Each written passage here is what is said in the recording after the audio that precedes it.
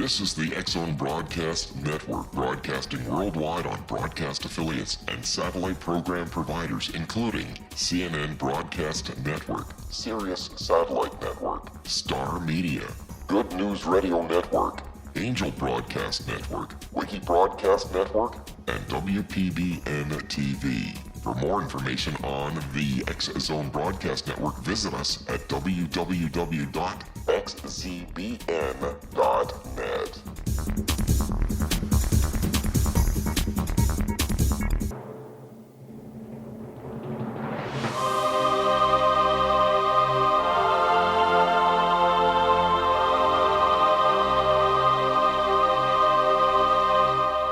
The Science of Magic with Gwilda Wiyaka is largely an opinion talk show. All opinions, comments, or statements of fact expressed by Gwilda Wiyaka's guests are strictly their own and are not to be construed as those of the Science of Magic or endorsed in any manner by Gwilda Wiyaka, Relmar McConnell Media Company, its affiliated networks, stations, or employees.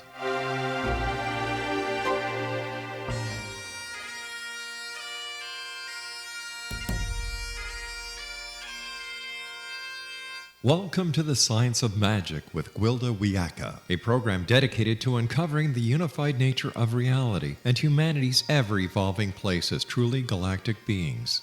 For more information on the Science of Magic with Gwilda Wiyaka, visit us online at www.thescienceofmagic.net.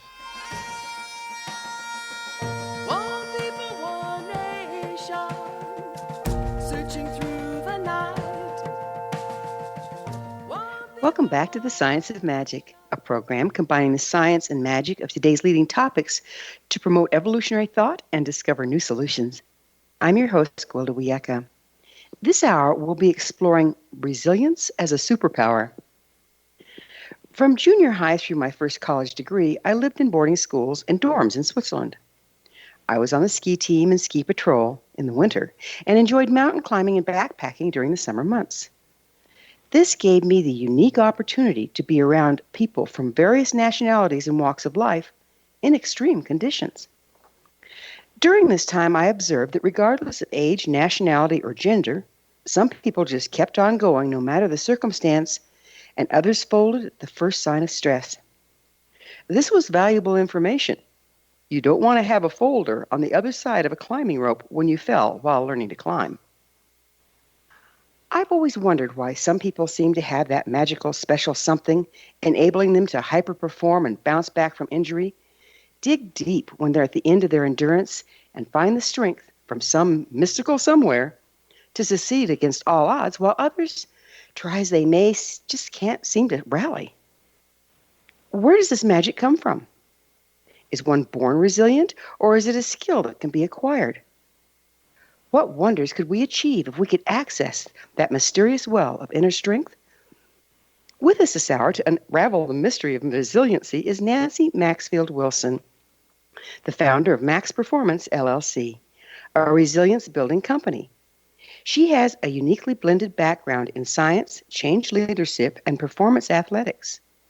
Nancy was a chronically injured competitive athlete who had to learn resilience herself.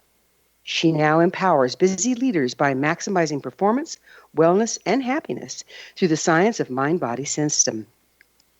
Nancy worked as a scientist, leader, and change consultant in the medical device and biotech industries. Her website, mymaxperformance.com. Nancy, thanks so much for joining us on the Science of Magic. Thanks so much for having me, Gwilda. I'm very excited to be here. This should be a fun time. It's a great topic. In fact, so we're all on the same page. Would you mind defining resilience for us? Sure. I did actually love your introduction, and I love the fact that you said it was a skill that could be acquired. But basically, I would say we'd consider it to be bouncing back from adversity at its most basic level. But even better, as we develop resilience skills, it can become transforming adversity into opportunity at a much higher level. Ooh, that sounds like you say, taking it to a higher level. How did you become interested in it? As you mentioned, I do have a unique background in science, performance, athletics, and leadership. But really, as I became injured early on, became very tuned into my body and what it could do at any given time and what it couldn't do. And because I was always injured and I spent a lot more time with the trainers than actually performing the sports, I had to come up with some new methods to get myself to go back in and perform and to kind of surmount those injuries. And those really continued as I continued playing sports all the way through college. And through the rest of my life, really, I've focused on what does it take, as you said, to come back and endure and make it through trials, and what's the difference between people that fail and people that succeed. And especially as we age, this is critical. How do we become resilient? We're all going to have challenges, but how do we continue to grow? Yeah, what does determine whether a person is resilient or not? Mm-hmm. There are a number of factors that have been studied and isolated, but some of those things are around mindset. And there's a fabulous book out by Carol Dweck. It's been out a few years, and it's called Mindset. And people that are resilient tend to view failure as a learning opportunity, whereas people that are less resilient and fail tend to see that failure as defining them. And so there have been a lot of interesting research studies on that. The other components are really managing stress is critical to resilience, and that's critical because it opens up the capacity to develop the mindset, to develop your purpose and values, and the connectedness to things larger than yourself. Just that capacity to do all these things that make us resilient. And we're actually naturally very resilient as human beings. We've evolved that way. So there's a lot of great reasons why we've got this in terms of being resilient, but there is a lot of pressure from our environment around creating stress. It seems to me like, I mean, I like you talking about a mindset, because it seems like once we start to identify with our performance, we start to kind of go into a victim place and judge against ourselves. Yes, that's a wonderful point, Gwilda, because that victim mentality versus another characteristic of highly resilient, successful people is they believe that they are accountable and largely in control of their own success in their life. And so as I said, bad things happen to good people all the time, but how we respond to that adversity defines us. They've done some fascinating studies with POWs and concentration camp victims and looked at how those few people that did survive, what was the difference, and what they found was mindset. All those people could control was their own mindset, and yet they made it through, and they not only made it through, but they made it through in a lot of cases and became great leaders as a result. Another thing that I've heard has to do with, like you're talking in POW and this sort of thing, is the ability to not be trapped in your own body. You can be there, but you can also think outside of the body, if you will. Have you played with that at all? Say more to me about that, Gwilda. Well, there's a shamanic skill whereby you can either be in your body or you can be in your body, but your awareness can go wherever you like. And they've actually linked in studies that the people that survived concentration camps being locked in little coffin-type spaces and whatnot were the ones that could actually journey, if you will, outside of their physical body and not feel restrained or trapped by it, as well as being present with it. I see what you mean. That is not something I've studied per se, but what I will say is, having had all these injuries, one of the ways that I have been able to surmount that and still been capable of performance is by isolating myself from the pain when it has happened. And I would say that's probably very similar to what you're talking about, is having the capacity to just take myself outside of the physical pain in order to be able to perform both intellectually and physically. Yes, that is one facet of it for sure. And how useful is that, right? Yes. Yes, so I can very much relate to what you're speaking of, and particularly for that application, but it makes total sense to me. For better or for worse, and though I'm undersized and female, I've always been one of the resilient types. And once I was on a particularly grueling search and rescue, and a coworker asked me, "How do you do that?" And the only way I could explain it is I just drop in and go, kind of like shifting gears. What's going on there? Is that common? Mm-hmm. I think being able to be present and focused is very much some of the skills that we teach our clients for developing resilience. And being present and focused on the current mission allows you to really be in that zone. And I experienced that zone as an athlete physically to start with. But what I found is you can flip into that zone either physically or mentally or both. And it's a place where you're really functioning almost perfectly and synchronously in terms of what you need to do, what the universe is offering you. Everything seems to be hitting on all cylinders. It sounds to me like that's what you're talking about, Gwilda. Yeah, and the other thing I notice about when I go into that zone, as you call it, is you wouldn't think so, but sometimes my heart rate and breathing actually drop when you'd think it'd go the other direction. It's like everything gets more efficient. Is that also part of it? I would agree with that. Yeah, I think that that's still something I actually actively practice while working out and lifting. And I think part of that is you're actually stimulating with that regular deep breathing, you begin to stimulate the vagus and the parasympathetic nervous system. Well, that's interesting you say that, because one of the first things I do when I feel like I have to drop into that place is take a really deep breath. Yes. And that's a tool anyone can learn to use at any time for any reason. One of the things that we really focus on is teaching people those kind of simple tools that kind of cross the mind-body system and produce performance, with a very simple trick like that. It's amazing how we live in these bodies all our lives and really don't understand them or use them to their optimum, do we?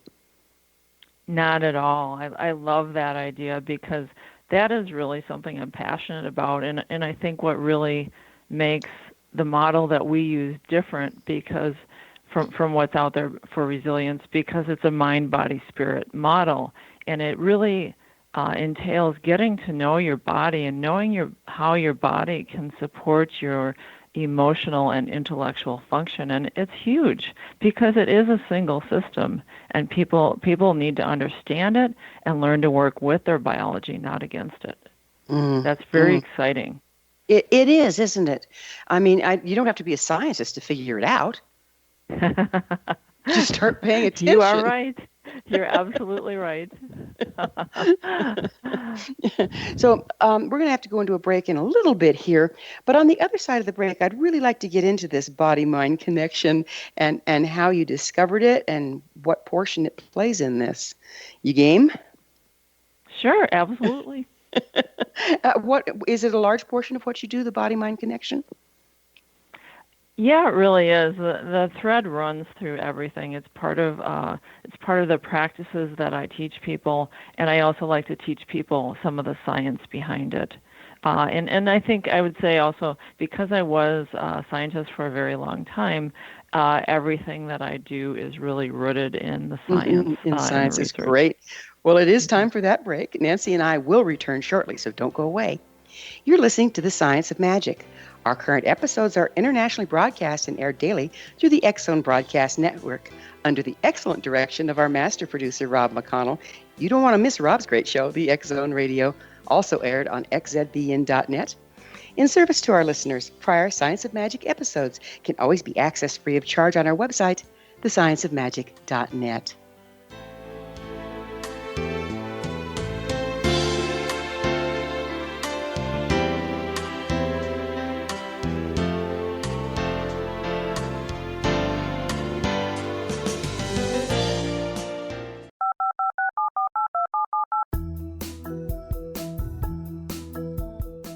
Did you know that when you're on the road with limited data or Wi-Fi, you can still listen to the X-Zone Radio Show with Rob McConnell, The Science of Magic with Gwilda Wiaka, X-1, Dimension X, Space Patrol, and every minute of the X-Zone Broadcast Network by calling 213-401-0080, courtesy of Audio Now.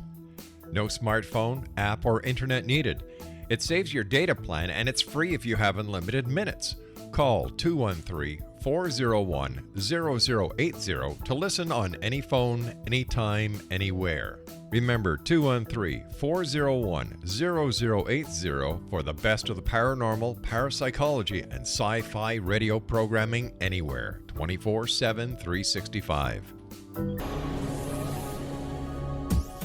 This is the X-Zone Broadcast Network, broadcasting worldwide on broadcast affiliates and satellite program providers, including CNN Broadcast Network, Sirius Satellite Network, Star Media, Good News Radio Network, Angel Broadcast Network, Wiki Broadcast Network, and WPBN TV. For more information on the X-Zone Broadcast Network, visit us at www.xzbn.net.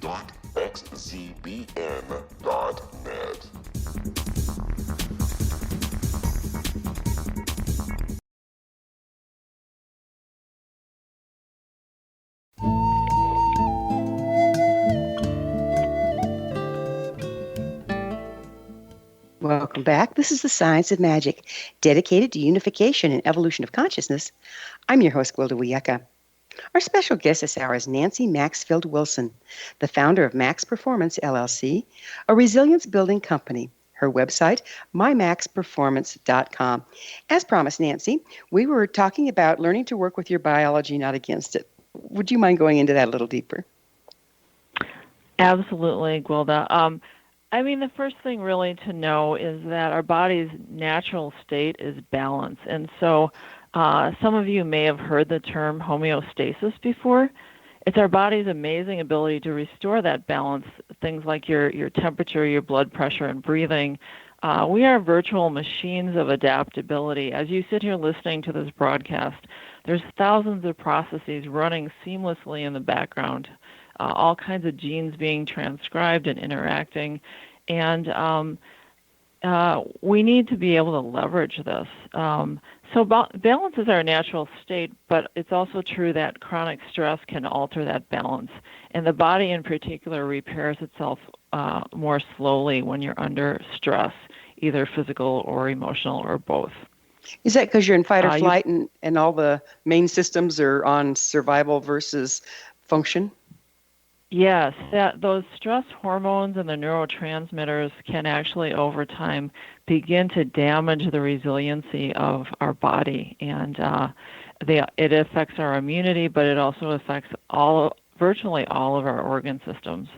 And not unmanaged chronic stress is linked to the 6 leading causes of death, and it's responsible for 3/4 of the doctor's visits in this country. Yeah, and boy, stress just seems to be rising too. It's ridiculous. Right. So really, the essential strategy there is not to try and avoid all stress, because it's not really possible.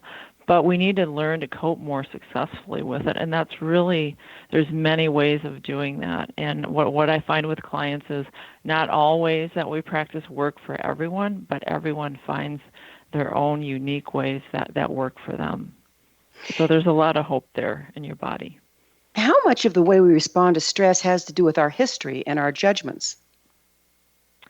It has a lot to do with our experiences, our past experiences, as well as some automatic negative thinking patterns that are wired into our brains. And lest you think that those are a bad thing, those things are really there and have evolved to protect us, and that's how we've survived all these years of essentially being animals without any natural weapons. We don't have fangs, we don't have claws, we don't run very fast, but we do have our brains, and we do have very well-developed self-protective mechanisms. So those automatic negative thoughts are natural responses when we feel threatened. And the thing that's unique about humans, again, is that even though we have those negative thoughts and we may be in environments where they're no longer serving us to have those thoughts, we can learn to recognize those thoughts and reroute them. And so that's what's really special about humans, and that's another way in which we really develop resilience. So it sounds to me like you're also addressing PTSD. Yes, I think that there's an excellent match with PTSD. That is not my particular specialty, though. Okay. So the PTSD, or post-traumatic stress disorder, is where you superimpose the events on the past onto the present and respond as if it's happening, clear and present danger. How can you reroute that?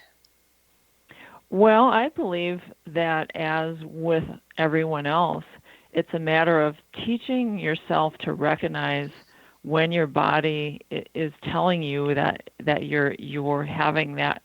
It's a quality control device for your emotions, essentially. And so when you can start to recognize the physical symptoms of fight or flight or stress, there's a number of tools we can use to reroute that response. But the first action is really recognizing what's going on.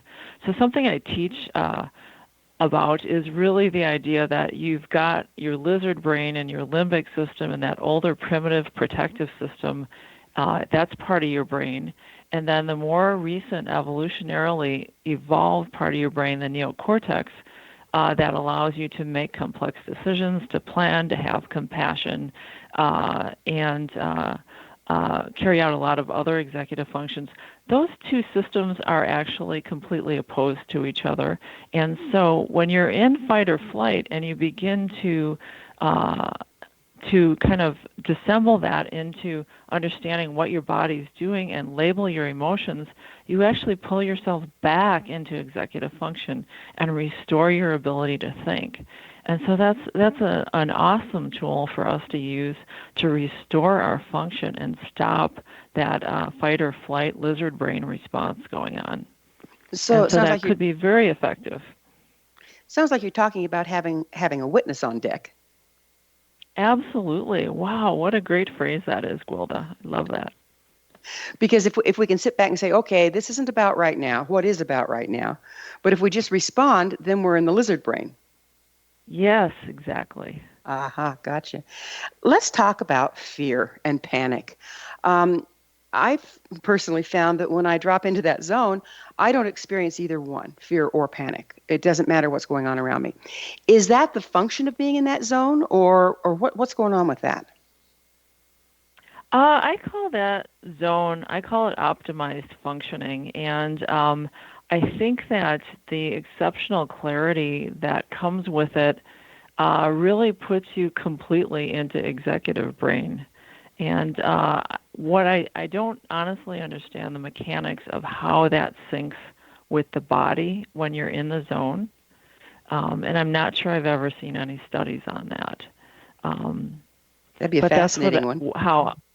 Absolutely. And that's how I experience it, as I'm purely in executive function, but I also have this feeling of exhilaration and that everything is working. Time slows down. And these things that I'm describing are actually, I think, universal experiences of the zone. Time slows down. You can see everything clearly. There's enough time to do what you need to do.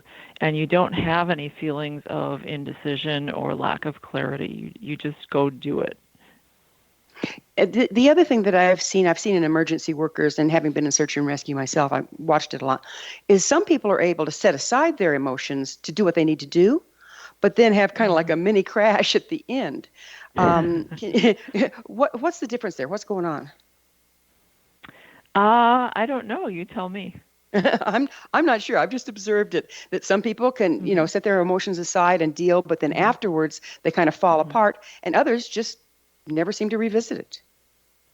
I think my personal experience of that after a major athletic event is just that as the zone begins to fade and as those beneficial neurotransmitters kind of start to wash out of your system, you may find yourself reacting as normal function returns. And you kind of come down out of that high. There's an interesting phenomenon. So I'm someone who's always worked out a lot in addition to being in sports. And one thing I noticed a few years ago, when I would speak with people about working out, I started to notice the identical physiological responses as if I were actually working out. And I would feel like I was in the zone as I was talking about it. And so I think what's amazing about that is it's a purely intellectually generated high. So you're actually changing your body chemistry by connecting with the experience just mentally rather than physically doing it. Absolutely. And what brain researchers have seen is that when you're activating a memory like that, all the same neurons are lighting up as if you're actually having the experience. And so I believe that's what's happening to me. And as a result, I'm stimulating biochemical changes in my body simply by thinking about it and talking about it. So the dark side of that is if we think and talk about past stress and past trauma, the same function will happen, won't it? Absolutely. As you mentioned, it's the PTSD phenomenon. It's just a different side of it. So we have to become more conscious of what we're thinking about, apparently. Yes. So there's another interesting study that looked at how much of our cognitive function we're actually aware of. And this was actually published in Scientific American a few years ago. And the answer is basically 90% is below the waterline. We're not aware of it. We have unconscious beliefs, assumptions, and thought patterns going on that we know nothing about. And all that affects our actions and our behaviors. So again, the more you can become present to what's actually going on with you and the more self-aware you are, the more you begin to really understand what's motivating you and driving your behaviors. And the more you can begin to modify that if you so desire. We know all the ancient traditions speak of know thyself as the key to the temple. Yes. It's the way to get in the driver's seat rather than being a passenger. What's the first steps towards getting there? Wow, I love that. Well, I think that some of the tools that we teach, which are about reducing that white noise in your brain and really tuning in to what's going on with your mind and body. I mean, obviously, meditation is a primary path to that. Meditation doesn't work for everyone, so we teach alternative tools that kind of clear out that white noise. Some of the things that we use are cognitive, some are physical, and some are a combination. Would you mind, so we're all on the same page, what do you mean by white noise? White noise is just kind of, there's all these thoughts that are, it's kind of, I'd call it sort of a low-level chatter or like static on a radio. It's going on in your head. It's all those unprocessed, ruminative kind of thoughts. And our brains are made to ruminate. In fact, some studies say that we spend as much as 6 out of the 8 hours of work time actually in that ruminative kind of activity where you're not really that conscious of all the things that you're thinking. There's worries about the future. There's regrets about the past. There's all kinds of miscellaneous thoughts floating through there that are not really part of what you're actively trying to do. They're just there in the background. And all that multitasking that you do during the day contributes to that. That's actually switch tasking. Switch tasking? What's that? That means you're actually there isn't actually, we don't really multitask in that we're not actually doing all those tasks simultaneously. We're actually switching our attention to those tasks. And so every time you switch tasks, that leaves a little bit of a residue in your brain. And so it's a little bit less efficient, a little bit less efficient, a little bit less efficient every time that you switch. And also, those processes and the different things that you're focusing on begin to interfere with each other. Wow. I want to take up on that on the other side. And it is time for another commercial break. So Nancy and I will turn to our discussion on the other side of this break. Don't leave us. We're coming to you through the X-Zone Broadcast Network. The X-Zone is always on the leading edge of all things paranormal. You don't want to miss the other fine shows and hosts on xzbn.net. You're listening to The Science of Magic. We're your resource for creative solutions in a changing world. Love to get your emails. Please email me at info@thescienceofmagic.net. We'll meet you on the other side of the break.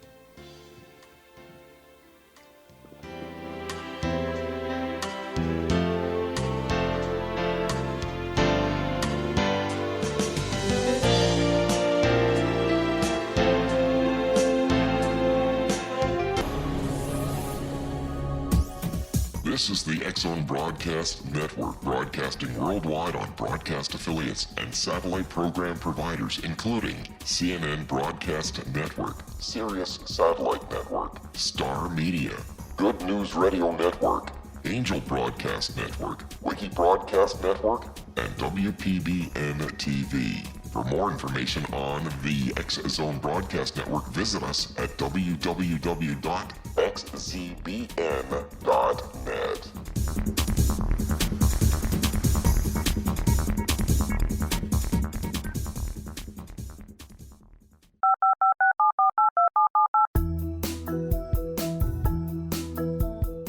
Did you know that when you're on the road with limited data or Wi-Fi, you can still listen to the X-Zone Radio Show with Rob McConnell, The Science of Magic with Gwilda Wiyaka, X-1, Dimension X, Space Patrol, and every minute of the X-Zone Broadcast Network by calling 213-401-0080, courtesy of Audio Now. No smartphone, app, or internet needed. It saves your data plan and it's free if you have unlimited minutes. Call 213-401-0080 to listen on any phone, anytime, anywhere. Remember 213-401-0080 for the best of the paranormal, parapsychology, and sci-fi radio programming anywhere, 24/7, 365.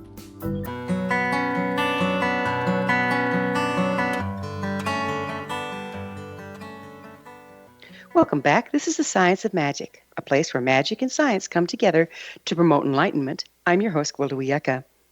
We're speaking with Nancy Maxfield-Wilson, the founder of Max Performance, LLC, a resilience-building company. Her website, mymaxperformance.com.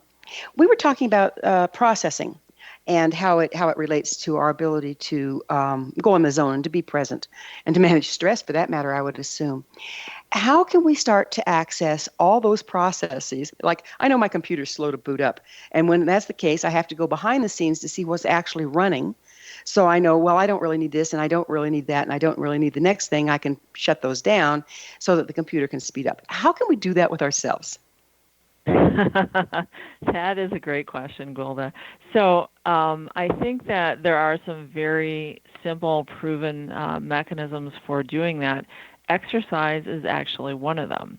And so there's longer time aerobic kind of exercise, which is well known to not only clear your head out, but also it lays down the tracks for more effective cognitive functioning. They've actually looked at studies that look at both short-term and long-term benefits of exercise. For a lot of people, connecting to nature helps clear that buffer out. For a lot of people, it's, like I said, meditation, prayer, Tai Chi, and yoga all have a beneficial and immediate short-term effect, as well as changing our brain structure in the long term, as well as changing the electrical activity in our brain. A lot of the patterns associated with stress, anxiety, and OCD are actually calmed by some of these activities. Just speak to OCD a little bit. Well, obsessive compulsive disorder, and that's where people find themselves repeating certain behavior patterns, even though they're aware that those patterns are not necessary and may not actually be serving them. They have a hard time controlling that impulse. Is it a kind of a control disorder? In other words, aren't they trying to control themselves by having these rituals? Yes, I think you're right, but I think the piece of this that I'm aware of is that performing these activities can affect those electrical impulses that correlate with those behaviors. So it's a brain wiring issue. OCD? I'm wondering about, if we have habitual patterns, isn't it a matter of having these burned neurological ruts that we have to overcome? Mm-hmm. You're right. I mean, what fires together wires together in neurological terms. You're right. But the great news is there's newer studies coming out about neuroplasticity and neurogeneration. We used to think you're born with a certain brain, and once you burn those pathways in, you're stuck. And that turns out to not be the case at all. So again, there's great reasons. Humans are so adaptable. There's great reasons to hope, even if you do have a pattern that's maybe not adaptive, that we can change it. So let's talk about resilience and stress again. Do people that are resilient respond to stress differently than those that are not?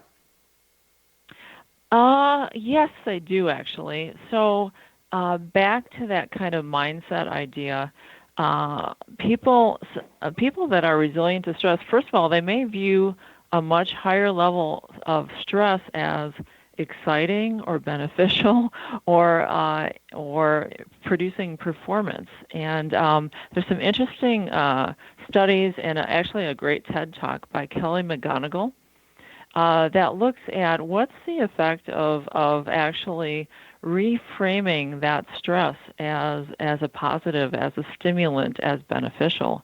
And there are a lot of benefits to doing that. But nevertheless, at some point that stress becomes, it definitely flips from exciting and energizing and performance producing into something that's stressful and unpleasant. And at that point, resilient people may do some reframing of it to look at, this is only temporary. I have the resources to control this. I am accountable and in control of this. I'm going to try this. If that doesn't work, I'm going to try that. They tend to not become a victim and fall into blaming themselves. They'll persist in trying to solve the problem much longer than someone with a more limited mindset. So there's the learning mindset, and then there's the fixed mindset. The learning mindset really allows one to persist and looks at failure as simply another challenge, and stress is a piece of that. Curiosity must play in. Absolutely. Resilient people are more curious. It's that learning mindset. And they view failure and not knowing something as a challenge. Rerouting opportunity. Yes. Yes. So can we actually program our stress response in order to become more resilient? I believe we can, Gwilda. I think that, and some of this is learning to do that and becoming more resilient is just like working out and practicing muscles. And so, or developing muscles, I'm sorry. You stress them mildly, and they respond by rebuilding themselves even stronger. So I believe that we can develop that muscle by subjecting ourselves to maybe a little bit more milder challenges, but by deliberately doing that. And having curiosity actually is a way of doing that as well sometimes. Yeah, I'm always getting myself into deep water because of my curiosity. There's just no avoiding it, That's so excellent, What tools can you offer to manage stress? You were talking about exercise and Tai Chi and meditation. Is there something else we can do on a daily basis? Actually, some of the really easy things are things and that have also been shown to have health benefits, both in the short and long term, are things like a daily gratitude practice. So that's obviously, there's no physical component to that, but the health benefits after as little as 6 weeks of practice have been shown. And so that's just finding 3 things that you're grateful for. They don't have to be huge. And just reminding yourself of that either at the beginning or the end of the day or whenever works for you. There's also things like, it's called random acts of kindness. And they've done some really interesting studies that show that people who take care of others or give to others, although the beneficiary benefits quite a bit from that, the giver actually benefits even more. So making a regular practice of something that simple is really associated with long-term health benefits. That's crazy. Isn't it crazy? Because all of our traditions, whether shamanic or religious, have provision for gratitude, for prayer, and for service to others. Yeah, well, that makes perfect sense, doesn't it? Seems like they knew something we didn't. We're just figuring it out, right? Yes. Duh. We were talking. There is such a thing as being too left-brained, yes. Well, it's kind of magical, really, isn't it? Because there's really no explaining it. Or we can say what happens chemically in the brain when you are grateful or this or that. But doesn't it really affect the mindset? It does. I think that, again, that learning mindset, that abundance versus scarcity mindset is very much affected by that. But, I don't even know if I feel like it's that mystical, Gwilda, because altruistic behavior has been shown again and again to be something we evolved with because it promotes the propagation of the species. And you see that actually, we're primates. You see that in a lot of primates and even more than that, beyond primates, animals taking care of animals, of babies that are not their own for the good of the pack or the species. It seems like, as a culture, we've kind of gotten away from that to our own detriment. Would you speak to that? Mm-hmm.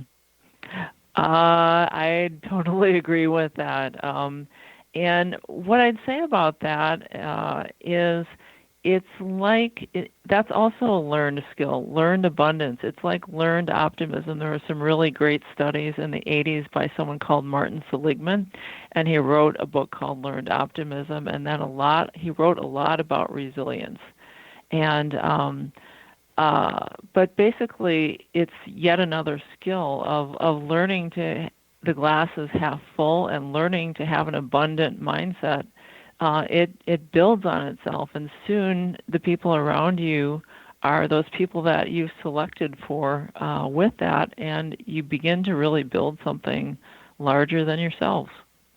So is the abundant mindset what helps us be generous? Like there's enough to go around? Yes, exactly. And so the idea is that by combining our efforts, we build something even bigger and better, and there's more for everyone. And I subscribe to that mindset. That's a lot of what my resilience model is about, is really by creating that extra capacity in people, in individuals, collectively we all gain more. And there's so many challenges we need to deal with. We need all the capacity we can get. Yeah, we're definitely in kind of crisis times right now, aren't we? Yes, we are. How do you think resilience Go ahead. So actually, recently, the American Psychological Association releases an annual Stress on America report. And so exactly as you say, Gwilda, they found stress to be significantly up as a result of divisive politics, social media, and the 24/7 news feed. So we need resilience more than ever right now.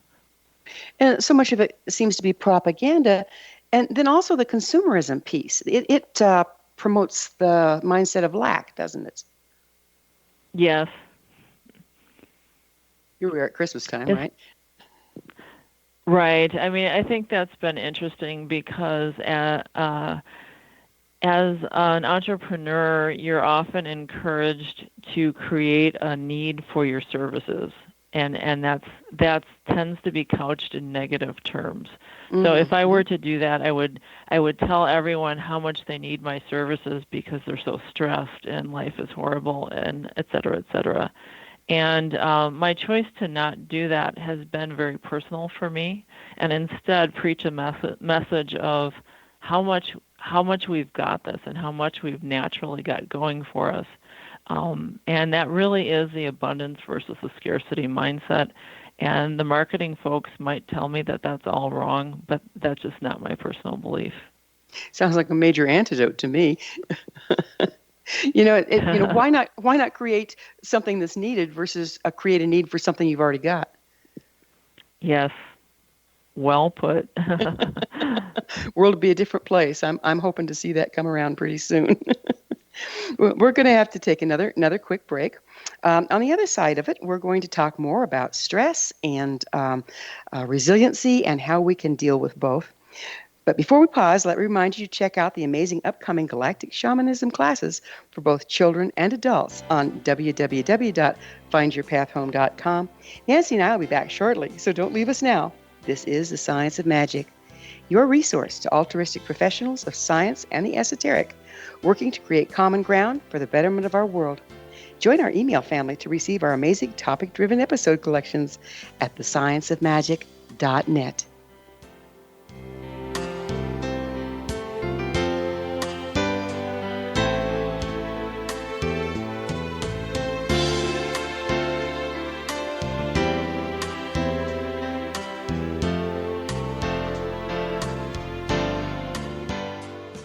The Earth is under ever-increasing pressure from untenable lifestyles and growing populations. Yet, viable answers seem in short supply. What if I told you there's an ancient form that can empower you to take charge of your life?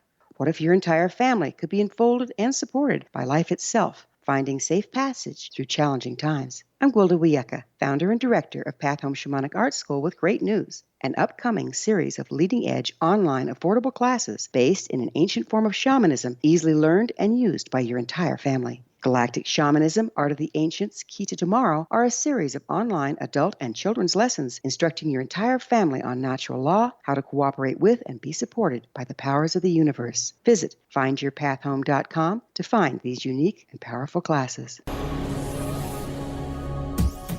This is the X-Zone Broadcast Network, broadcasting worldwide on broadcast affiliates and satellite program providers, including CNN Broadcast Network, Sirius Satellite Network, Star Media, Good News Radio Network, Angel Broadcast Network, Wiki Broadcast Network, and WPBN TV. For more information on the X-Zone Broadcast Network, visit us at www.xzbn.net.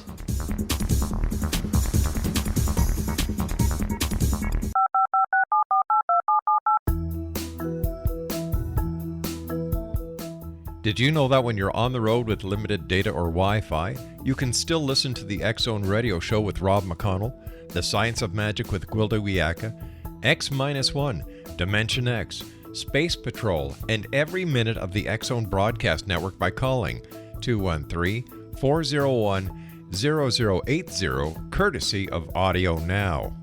No smartphone, app, or internet needed. It saves your data plan, and it's free if you have unlimited minutes. Call 213-401-0080 to listen on any phone, anytime, anywhere. Remember 213-401-0080 for the best of the paranormal, parapsychology, and sci-fi radio programming anywhere, 24/7, 365.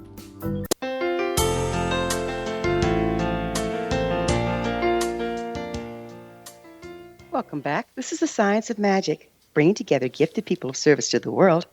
I'm your host, Gwilda Wiyaka. What's up in your world? I always love to hear from my listeners. Email me at info@thescienceofmagic.net and suggest a topic or a guest that's on your mind. You're probably not the only one interested. Speaking of gifted people of service to the world, our guest this hour is Nancy Maxfield-Wilson. She's the founder of Max Performance, LLC, a resilience building company. Her website, mymaxperformance.com. So we were going to talk a little bit more about stress and resiliency. And I wanted to ask you, Nancy, have you experienced, it's like sometimes it seems like people that are extremely resilient can take it to the extreme and hit a place of burnout that's kind of hard to come back from. Would you mind speaking to that? Well, I think I can speak to that personally, as well as what I've observed with some of my clients. And my personal crisis came through being an athlete and being a high performance in my job at the same time, and simply pushing myself to the point where I feel like not only was I experiencing burnout, but I had lost all empathy and really connection with the right side of my brain. It was purely performance and analytically driven. And I think that for me personally, all that kind of came to a crisis point on 9/11, actually. Mm-hmm. Wow. When you kind of the events were so extreme that I think in a lot of us it really forced a lot of deep thinking and self-evaluation. And in my case, I felt like my ladder was up against the wrong wall, and I was disconnected from the people that mattered most on that day when all of a sudden technology and everything ground to a halt, and just feeling what was going on around me. All of a sudden, it was a big wake-up call. Where were you at 9/11? I was actually at work. I was in the process of hiring someone new and just going through kind of a normal day of, very scheduled, very focused and intent. And it was exactly one of those moments when time just slowed down, and it was this sort of out-of-body experience for me. It was an intense time for sure. I think it reframed a lot of our lives and has continued to do so. I would hope so, actually. Yeah, exactly. When a resilient person burns out, is it more difficult for them to come back? I haven't observed that with the people that I've worked with, but say more about what maybe you've seen, Gwilda. Sometimes, resiliency can be a double-edged sword. What I've seen is that sometimes the more resilient people get so used to being able to push the edge of the envelope that when something like that, the proverbial straw that broke the camel's back, it's almost like a deep loss of confidence or something, and it's just hard to come back from. Okay. Yeah, that makes some sense because you get so used to being so strong that when things eventually do fail, you've never learned any mechanisms to come back from that. Mm-hmm. Which brings up another interesting thing. What is the difference between resiliency and strength? Well, to me, resiliency is more about that idea of adapting and responding, whereas strength, I think strength is extremely valuable if it's not tempered with situational awareness, and it's simply that ability to persevere and push on through anything. I would see resilience as more, again, responding effectively to the situation, whether that be with strength or some other response. So it's more self-aware. Yeah, when I draw on resiliency, it feels more like a yielding than a fighting, like a willow versus the oak kind of thing.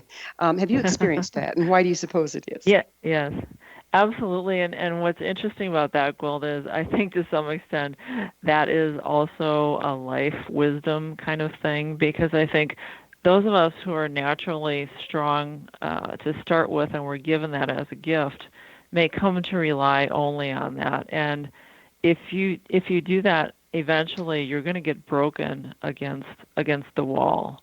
Sometimes, as you say, the wiser thing is to yield and come back and fight another day, or even yield and flow into, it's like the idea of some martial arts. Rather than presenting a wall and a solid surface for your adversary to strike, you flow into their movement and move with them, and you learn something in the process. That seems like the most resilient of all, really, isn't it? Is flowing with the power of life rather than trying to work your will upon it. Yes, very much, and I think that's a little bit of an anti-Western mindset. It certainly is one that I've had to learn or unlearn and learn again, yeah. Yeah, you see people in the worst circumstances. Their bodies may be giving out. They may be very physically weak. Even their minds might be slowing. But there's that certain something of their attitude with the world that keeps them up and running when more competent people, physically and whatnot, aren't. Can you speak to that? I'm sorry, can you Mm-hmm. rephrase the question just We a bit? think of resiliency as someone that's in their prime. And you mentioned as we age, we need it more. But I've seen people that are aging that seemingly don't have a whole bunch going for them, extremely resilient and gracefully so. Mm-hmm. Why do you Mm-hmm. suppose that is? Mm-hmm. I think, again, it's about, there's no such thing as an objective reality because we all perceive reality through our set of filters. And so someone who may not, to your eyes, have much materially, but to their own perceptions, they feel grateful and fortunate and blessed. That's what matters, is their perception of their reality, not yours. And so people can actually materially have a lot and be relatively poor in spirit and not very resilient, or they can have a little and they can be very resilient and very happy. It's really all about your perception about what you have and whether you feel fortunate or not. Once again, there we go to gratitude and mindset, huh? Yep. What role does resilience have in maximizing performance? That seems to be your business. Mm-hmm. I think the ability to be resilient, so very resilient people have greater self-awareness, that optimistic mindset, persistence. They also have a sense of purpose and their values. That all lends itself to kind of that positive visualization, confidence that they can complete the task, ability to really focus and visualize on the task. And some of these little tricks I've mentioned, if you're talking about professional performance, for example, allows them to reset themselves in the middle of challenging circumstances and continue to perform at that high level. And that applies to athletics as well, is that ability to check yourself, reset yourself if necessary, and then go on to perform at a very high level. You said a word that I find very interesting in this conversation, purpose. What part does purpose play in resiliency? It's huge. Being aware of your purpose, and by purpose, it doesn't have to be something with a capital P that lasts for your entire lifetime. In fact, for most of us, our purpose changes substantially throughout our life cycle. But there have been lots of research to show that having a purpose not only makes you more resilient because it anchors you in times of adversity and it gives you a constant in your life and a reason for enduring, it also has long-term health benefits. In fact, it may even help ward off dementia and Alzheimer's. And yet, so many of us seem purposeless, like we've been conditioned into being automatrons almost. How can a person find purpose? I think understanding there's some simple things. What gets you up in the morning? What taps into your emotions? How does what you do on a daily basis relate to your values, which is kind of another deep-seated set of principles and ideas that you develop and that you optimally would govern your life by. So we do a lot of work with purpose and values and how that helps you prioritize and organize your life. And so those things really do help anchor you in times of adversity and challenge and change. All right, sounds like it takes you right back to digging around and finding out about yourself. Yep, self-awareness. Exactly. Yep. And we've gone full circle. So we're just about out of time. If you were to say one quick thing to start a person on this path of resiliency, what would it be? Wow. Resilience is really the difference between thriving versus just surviving in our world. And I'd really encourage you to just start with a few small practices. We talked about many of them today. And start yourself on that journey, and as you succeed, it'll just grow itself, and you'll be off.